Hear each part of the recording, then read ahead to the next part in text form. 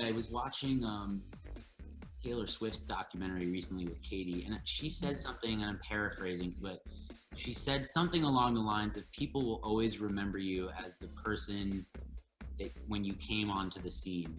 And that really spoke to me because I feel like so often people are like, whoa, dude, you look so different. And I'm like, first of all, duh, that was 16 years ago. So it is incredibly hard to sort of break down these walls that people have built. You guys sing, singer, songwriter, actor, entertainer extraordinaire, Jesse McCartney. I have to congratulate you. An unbelievable run on The Masked Singer. You came in second. How did that feel? It felt like second. I'm not gonna lie to you. Like when you get that far into the competition, you want to win. When it gets to like the final 4 or 3, you're like, I gotta go all the way with this. So it was a bit of a disappointment when I didn't win, but ultimately it still felt like a win. I feel like I got a lot of support from all of my fans and everyone on social media. So I'm overwhelmed and just so happy with the outcome of the whole experience. Well, a big trend with celebrities going on The Masked Singer seems to be this idea of reinvention.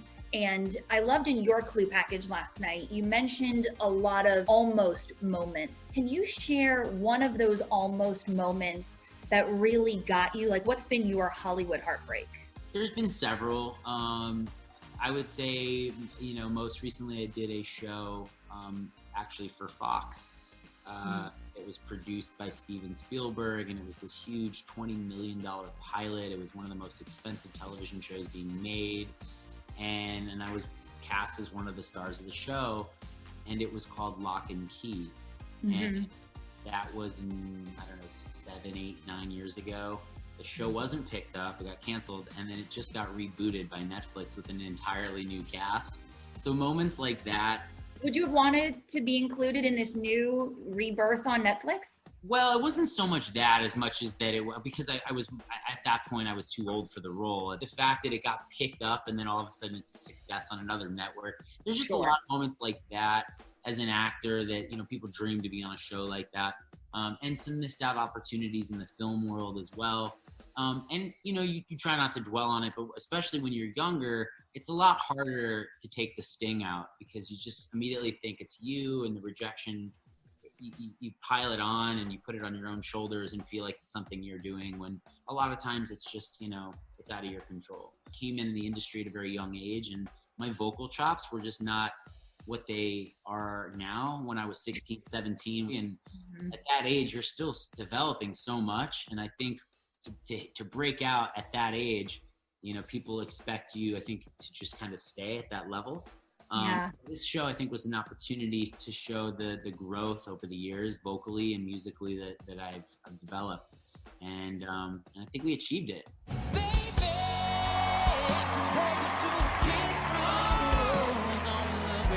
Do you ever feel like people still look at you as the blonde-haired boy bander type? Do you ever feel like you still struggle to break out of that box? It's funny. I was watching Taylor Swift's documentary recently with Katie, and she says something, and I'm paraphrasing because I don't remember. I don't want to quote her incorrectly, but she said something along the lines of people will always remember you as the person that when you came onto the scene, when you were first famous. That's the image people have burned into their minds. And again, I'm misquoting her, but that was what she was saying.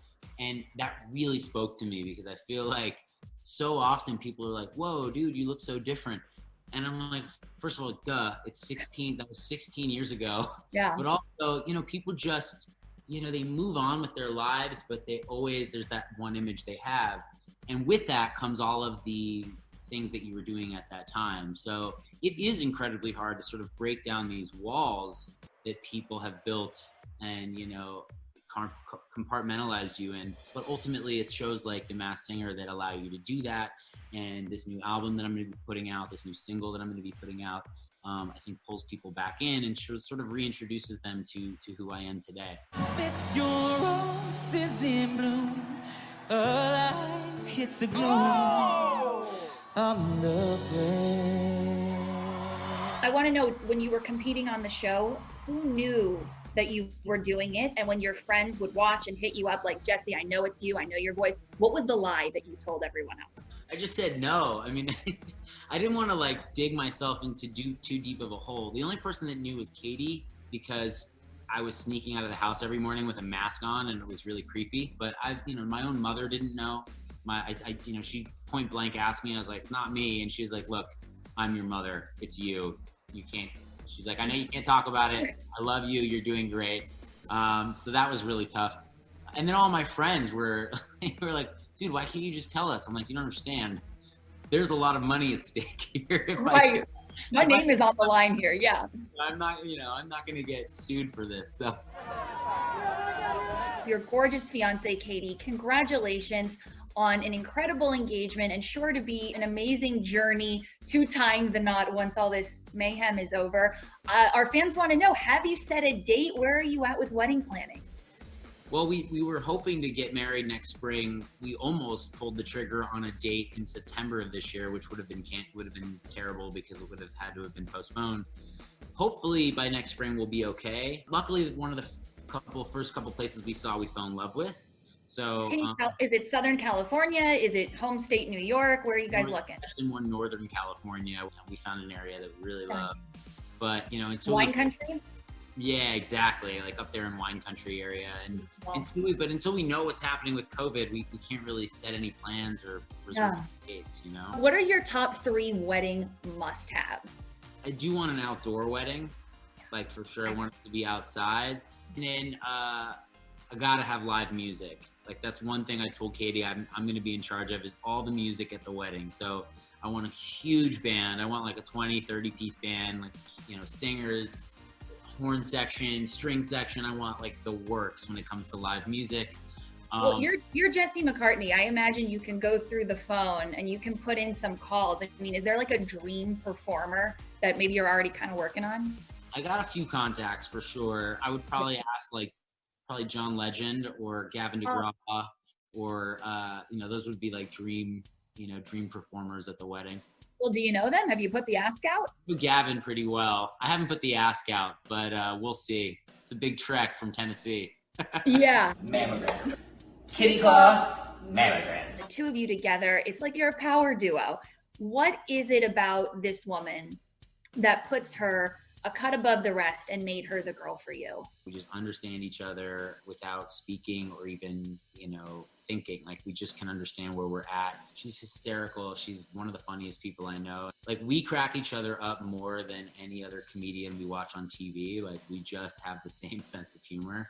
And that is such a huge leg up in a relationship, is when you can just make jokes and make fun of each other.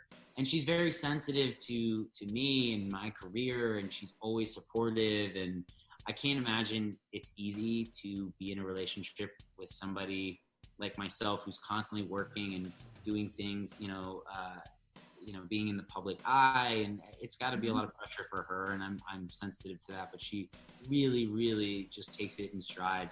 And she's gorgeous too. That doesn't hurt. So wild. Last year, I never would have set foot in the ocean, and now I'm competing in the Pro-Am. This summer marks 15 years since the end of Summerland, a show that we all still hold very near and dear to our hearts. Chances of a virtual table read? Are you in touch with any of your former castmates? Well, I still hear from Zach once in a while, and I still hear from Ryan Quanten. I'm friends with Taylor. I mean, really everybody I've sort of kept in touch with. But yeah, I mean, I don't know. There'll be a Summerland reboot. I never say never to anything. The crazier things have happened. It was such a fun time in my life, being in LA for the first time and working on a TV show 3 months after being out here in Malibu Beach, no less. I mean, it was like a dream come true. So, I mean, the chances of getting you together for a virtual table read, have there been conversations about that? Is that a thing? Are people doing that kind of thing? Because it's a good idea. idea. Yeah. Whether it's just for pure joy to like give the fans something to like look forward to, or to raise money for charity. Very interesting idea. Maybe I'll have to get on that. Yeah, please send Mr. Efron a text that the fans would love to see it. Okay, I will let them know.